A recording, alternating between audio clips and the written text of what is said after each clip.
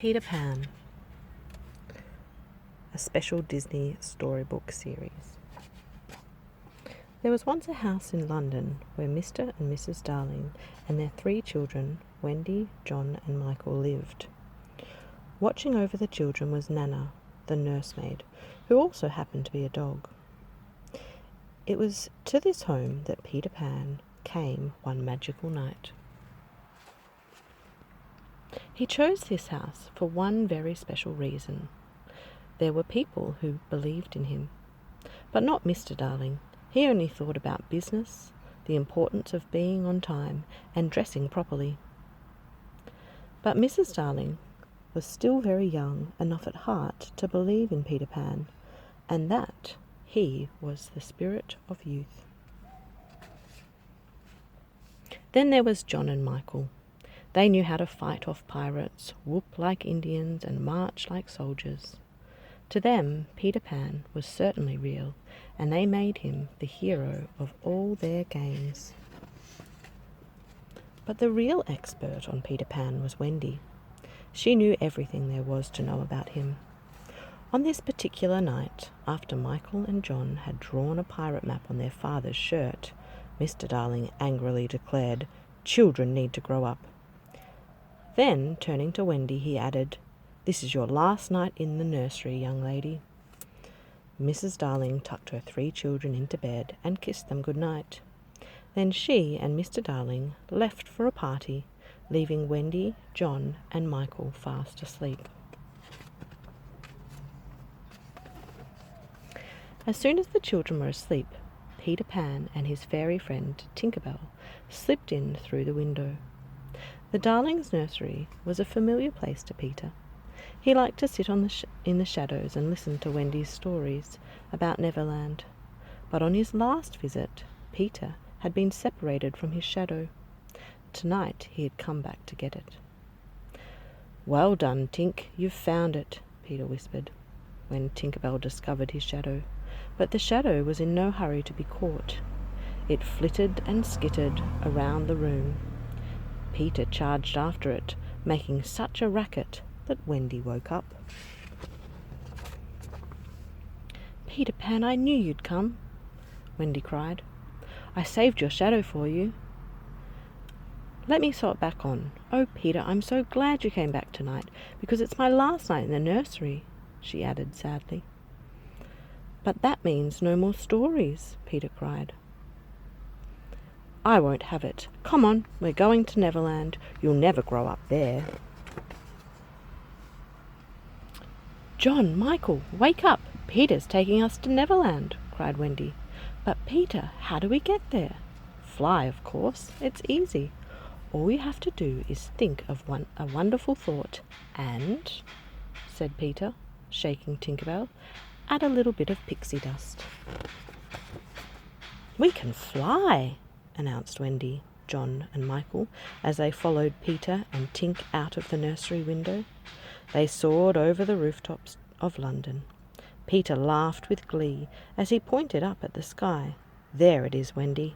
Neverland. 2nd star to the right and straight on until morning." From high up in the sky, they finally spotted the land of their dreams. "Look, John," cried Wendy. "Mermaid Lagoon." "And Indian Camp," yelled John. "There's the pirate ship and its crew," added Michael. "It's just as you told us, Wendy." The captain of the pirate ship was Hook. He hated Peter Pan. "Blast that Peter Pan," Hook said to his first mate, Mr. Smee, as he studied a map of Neverland. "If I could only find his hideout, I'd trap him." Captain Hook got his name because he had a hook where his hand should have been. And who was to blame for that? Why, Peter Pan, of course. Hook had another enemy too, the crocodile. "He'd been following me round for years, licking his chops," said Hook. "And he'd have had you by now, Captain, if it hadn't swallowed that alarm clock. Now, when he's about, he warns you with his tick-tock, tick-tock," said Smee. "Peter Pan ahoy!" cried the lookout. Captain Cook forgot about the crocodile instantly. "Blast!" he cried, looking through his telescope. "It is Pan." He ordered his men to load the cannon and fire. "Quick, Tink!" shouted Peter as the cannon balls flew by. "Take Wendy and the boys to the island. I'll stay here and cause a diversion." Tinkerbell took off at once and flew straight to Peter's hideout, but she purposely flew too fast, leaving the others far behind.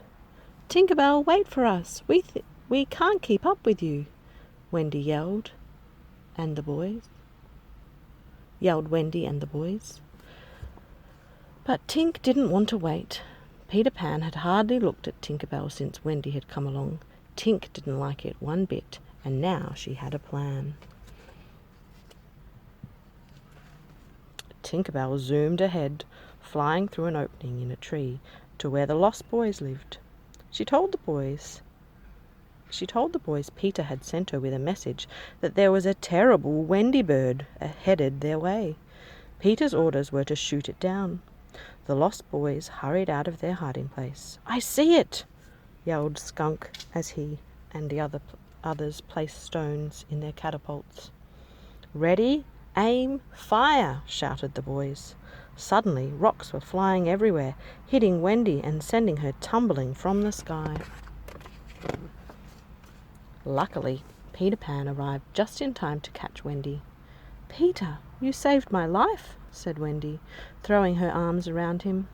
I bring you a mother to tell you stories," Peter angrily told the Lost Boys, "and you shoot her down." But Tink said it was a bird," stammered Cubby. "She said you wanted us to shoot it," added Rabbit. "Tinkerbell," said Peter, "you might have killed Wendy. I hereby banish you forever." "Please," begged Wendy, feeling sorry for poor Tinkerbell. "Not forever. For a week, then," declared Peter. Taking Wendy by the hand, Peter flew off to show her Mermaid Lagoon. Peter and Michael wanted to explore Neverland too, but had no interest in mermaids. They wanted to see Indians. "John, you be the leader," declared the Lost Boys. Then, lining up behind him, they all marched off into the forest. As they marched along, the Lost Boys and John made a plan. They would be very clever and capture the Indians. It might have worked except for one thing. The Indians caught them first. Michael and John were very frightened until the Lost Boys explained how things worked. "When we win, we let them go. When they win, they let us go." But this time the Indian chief wouldn't set the Lost Boys free. He thought they had kidnapped his daughter, Tiger Lily. "You tell me where you hid the Princess Tiger Lily," the chief said, "or you'll be punished." Meanwhile, Peter was showing Wendy the beautiful Mermaid Lagoon. Wendy thought the mermaids were lovely. The mermaids couldn't say the same about Wendy. They thought she looked silly in her nightgown, and they didn't like that she was friends with Peter.